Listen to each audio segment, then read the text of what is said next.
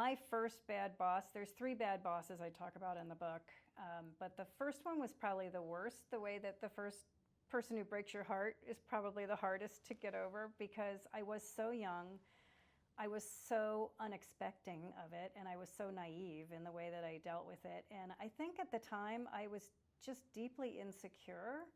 I don't think I felt insecure at the time because I had had several promotions and I really should have felt more confidence than I think I did. Again, I was a single mom of young boys, and I'm sure that there were economic considerations, which is very human, and a lot of people are fearful of walking away because they don't know what's next and they need the paycheck. And I was definitely in that situation.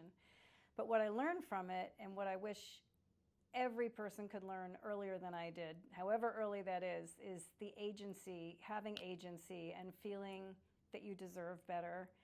And this guy really, it's funny, when I wrote the book, I went back and read the performance review that he gave me, and I cried even now, 40 years later. It was so mean. I mean, at the time, I really thought, that I was that bad. When I reread it with all these years of experience behind me and all this success now, I thought, wow, that really, really was a mean-spirited performance review. There was nothing constructive in it.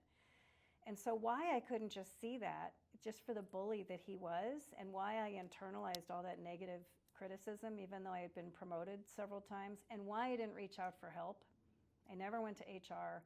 I never went to any of my old bosses and said, I'm in a bind here. How should I think about this? I never asked anyone for advice. I just tried to gut it through by myself. And that's a lonely feeling.